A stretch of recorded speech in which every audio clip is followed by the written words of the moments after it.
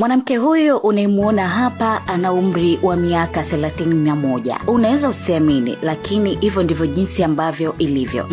Ni mwanamke wa miaka 31 tu. Anafahamika kwa jina la Senhala Hoza, mwanamke kutoka Afrika Kusini ambaye amewashangaza wengi baada ya kueleza namna alivyozeeka ghafla, na anasema kwamba hali hiyo ilimuanza akiwa na umri wa miaka 27. Muonekano wake ulianza kubadilika na kuelekea uzee kwa haraka sana hadi leo hii akiwa na umri wa miaka 31, na hivi ndivyo jinsi ambavyo anaonekana kama bibi wa miaka 70 au 80. Mwanamke huyu anasema kwamba alizunguka katika hospitali mbalimbali bila mafanikio yoyote, na zaidi afya yake ilizidi tu kudhoofu, ikiwemo viungo vyake vya mwili na moyo vinazidi kuathirika, na muonekano wake ukizidi kukimbilia uzee kama ambavyo anaonekana. Hali hii wengine wamekuwa wakihusisha na imani za kishirikina, huku akisema kwamba huenda alirogwa na raia wa kigeni ambaye alikuwa ni mpenzi wake kabla hali hii kubadilika. Mwanamke huyu anasema hali yake ilianza kubadilika mara tu baada ya kujihusisha kimapenzi na mwanaume huyo ambaye ni raia wa kigeni, wakati huo akiwa na umri wa miaka 27,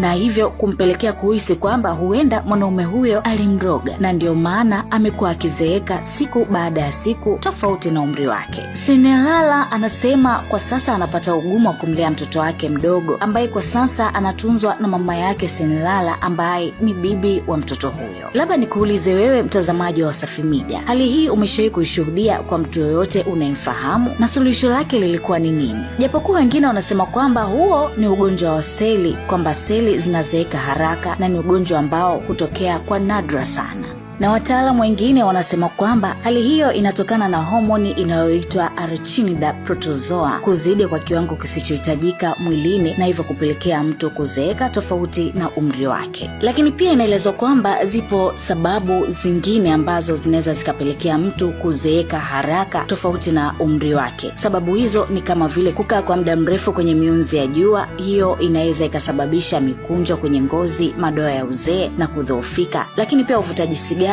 na unatajwa kuharakisha uharibifu wa collagen, kupunguza elasticity ya ngozi na kuchangia kwenye wrinkles na mistari mimbamba, na pia huzuia mtiririko wa damu na kunyima ngozi virutubisho muhimu, na hivyo mtu kuonekana kama amezeeka. Sababu nyingine ni lishe duni. Mlo usio na virutubisho muhimu kama vile vitamini, madini unaweza kuchangia kuzeeka mapema. Lakini pia ulaji mwingi wa sukari inaweza kusababisha kuharibu collagen na kuharakisha kuzeeka kwa ngozi. Stress pia inaweza kusababisha mtu kuonekana mzee tofauti na umri wake. Sababu zingine zinatajwa kunyimwa usingizi, uchafuzi wa mazingira, na kuna sababu za vinasaba. Baadhi ya watu wanaweza kupata kuzeeka mapema kwa sababu ya maumbile yao na kutegemea hali kama ngozi nyembamba au mikunjo ya mapema. Mimi naitwa Nezia Morris na hii ni Wasafi Media.